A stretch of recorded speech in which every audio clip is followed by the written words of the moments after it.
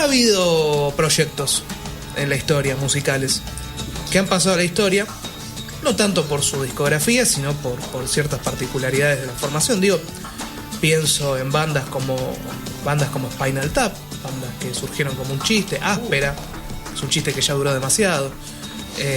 No se me ocurren otros casos. Pero bueno, hoy vamos a hablar de de la gran estafa del rock and roll. ¿Se acuerdan de cuando hablaban de los Sex Pistols?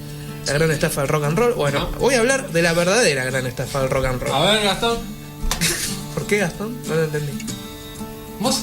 Contalo con Bueno, resulta que después de que la Rolling Stone publicara una crítica sobre el disco de una banda llamada The Masked Marauders, todo el mundo quería comprarlo. No era para menos, ya que según el artículo, este supergrupo estaba formado. Y esto, 69. Resulta que esto se suponía que era un supergrupo que estaba formado por Bob Dylan, Mick Jagger, John Lennon, Paul McCartney y George Harrison. O sea que lo sacaban al boludo. Claro, lo sacaban al boludo de Ringo Starr y lo reemplazaban por Bob Dylan y Mick Jagger. Altos bateros. Exactamente. Altos bateros todos. Bueno. La cuestión es que estamos hablando de que en la segunda mitad de los años 60 se habían puesto muy de moda los supergrupos. Los supergrupos son bandas que están formadas por músicos que ya tienen una trayectoria previa. Por ejemplo, hoy en acabamos de escuchar lo de Slave, está Rage Against the Machine y está... No, y está Pearl Jam también, ¿no? No, es el Temple of the Dog. Bueno, Temple of the Dog es otro ejemplo de otra superbanda.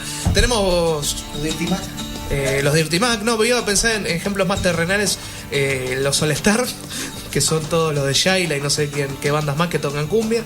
Y tenemos el ejemplo en Estados Unidos de una banda más reciente, no me sale el nombre ahora, pero que está... Gorillaz. No, sí, bueno, también, porque está el de Blur y no sé quién es más. No, la banda que formaba el cantante de NoFX con el de Zoom 41 y no sé qué bandas más. Otro supergrupo también. Me First and the Gimme Gimmes, ahí está, que es una banda de todos grosos del punk californiano. Otro supergrupo que existió también, no sé si siguen existiendo, creo que no.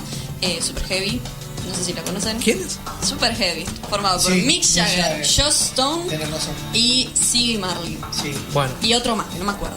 Bueno, y los ejemplos abundan. Crosby, Stills, Nash Young, Cream, Los Yardbirds puede ser.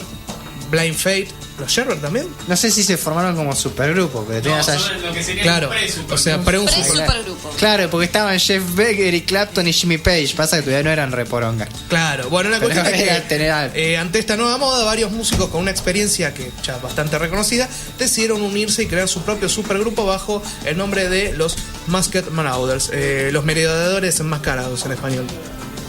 ¿Quiénes eran los Masked Marauders? El supergrupo definitivo. La Rolling Stone había sacado una nota diciendo que un cambio en la era de la música. Se habían juntado los Beatles con Bob Dylan, Mick Jagger, bla bla bla bla. Bueno, nada. La cuestión es que la primera vez que se habló de ello fue el 18 de octubre de 1969, cuando el periodista T.M. Christian publicó una reseña sobre un disco doble que tenía el nombre homónimo de Masked Marauders, que los músicos habían grabado ocultando sus nombres para no tener problemas legales con sus respectivas discográficas. El encargado de producir el álbum era Al Cooper, o más bien Al Cooper. Sí, de acuerdo con el texto, los músicos habían grabado el álbum en un riguroso secreto durante 3 días en un pequeño pueblo canadiense cerca de la bahía de Hudson, o sea, acá cerca. Las canciones... Ahí no para más el rock ahí. Pero bueno. No, después apareció Pibes Chorros en eso. Las canciones que formaban el disco eran tanto temas clásicos como composiciones nuevas, así como algunas zapadas, improvisaciones ahí hechas en el momento. T.M. Christian destacaba algunas de las interpretaciones de Bob Dylan, donde estaba haciendo tributos a Donovan con Season of the Witch. También se había hecho un cover de Duke of Earth, John Lennon cantando I'm the Japanese Sandman, Paul McCartney, que interpretó una de sus canciones favoritas, que es Mami, y Mick Jagger con I Can't Get No Nookie, al que calificaba como un nuevo clásico instantáneo, un nuevo hit. La cuestión es que para terminar el artículo, el autor dice: se puede decir que este álbum es más que una forma de vida, es la vida.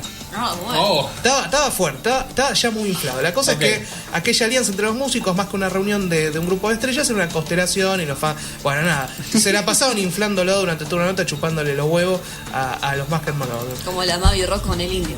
Sí. Claro. Sí, pero ahí no hay un supergrupo. La espera terminó cuando los Masked Marauders finalmente comenzaron a sonar por las emisoras de radio y el álbum por fin llegó a las tiendas, aunque con un solo disco en vez de ser doble. Al final los habían cagado y salió una horda de 100.000 emúes, fans, que compraron la copia. Bueno, nada, fueron y compraron el disco, que ya de por sí no era doble, era simple. Pero acá es donde empieza el concepto, o sea, ¿por qué se llama esto? Fue la gran estafa del rock and roll. El crítico Green Marcus tomó como inspiración un artículo en el que hablaba del primer disco pirata conocido con material inédito de Bob Dylan, que se llamaba Great White Wonder, y después pensó en los supergrupos que eran la moda del momento. Lo siguiente sería echar la imaginación. Se buscó un seudónimo después de escribir el artículo ficticio que acaba de inventar para la Rolling Stone, y firmó con T.N. Christian, haciéndole referencia a la novela The Magic Christian de Terry Southern, porque T.N. Christian no existía, que sería llevada al cine en 1969 y Ringo Starr iba a ser el protagonista de la película.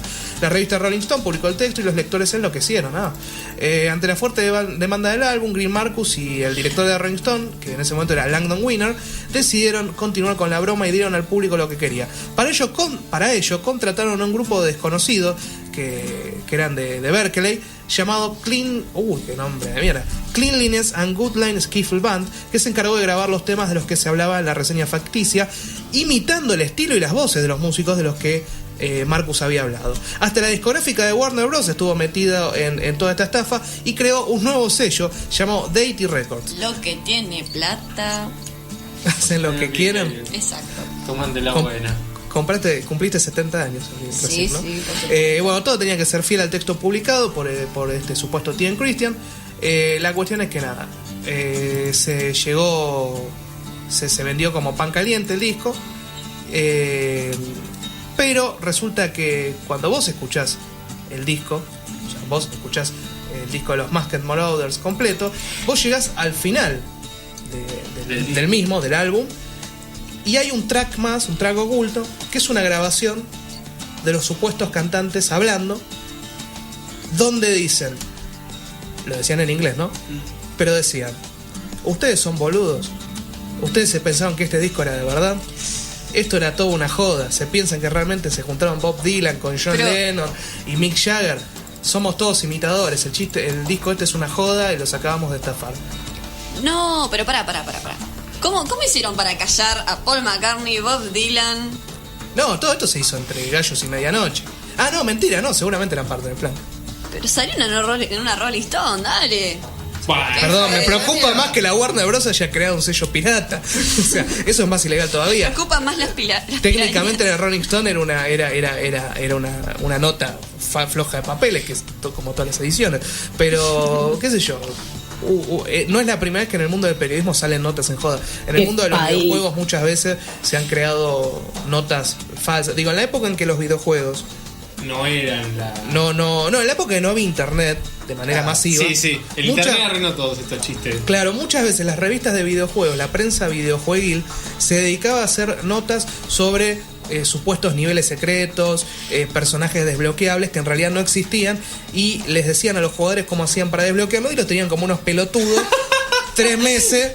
Porque encima les hacían hacer logros imposibles. No sé, tenés que jugar el Street Fighter y lo tenés que dar vuelta con tal personaje 19 veces. Y una vez que lo diste vuelta 19 veces, se te desbloqueó un personaje. Por suerte ahora llegaron los juegos que tenés que hacer esas cosas en serio, como The Binding of Isaac, y hay gente que lo hace, pero bueno. Claro, o sea, lo peor es eso, que hay gente que lo hace. Estamos hablando de la gloriosa revista Club Play. Esa es una. Pero no, esto fue la prensa estadounidense. Creo que el primer gran caso de esto fue la vez que el tipo ya me olvidé el nombre, es un radioteatro, de que llevaban los aliens a Nueva York. Cuando hizo la Guerra de los Mundos en la radio, y la gente salió enfierrada a matar de La gente se pegó tiros. O sea, se suicidó gente con eso. Sí. Es como cuando decíamos que el fin del mundo. Pero eso no fue una joda. O sea, el tipo estaba haciendo un radioteatro. No, de verdad estaba haciendo radioteatro. No, la gente era tan pelotuda que... O sea, aparte pasa que... No, bueno, pero la gente por ahí se enganchó después y no entendía nada. Ese fue el gran problema. Sí, bueno, el tema que no sé, a vos te dice, o sea, yo miro por la ventana, pero no hay aliens. Bueno. Sí, mal, la verdad que sí, no había que. Bueno, la gente era más creíble. O sea, tal vez Infobae te saca mañana una nota de que hay alienígena y. No, una entrevista alienígena. Claro. Una entrevista con los aliens. Como esos documentales de History Channel que te muestran escena de diseccionando un espermatozoide gigante, no sé qué carajo. Hermoso. De aliens. ¿Vos escuchaste algún par de temas? Sí, por eso. ¿Está bueno? O sea, aparte que está buena la banda, igual está grabado todo como el culo, lo que quiero destacar es que realmente igual era creíble que la gente se escuchara ese disco y hasta que no aparecía el audio al final se pensaran que posta era Bob John Lennon. Todo es todo mentira. Ni asociación, ni fines, ni lucro. Cargo de conciencia.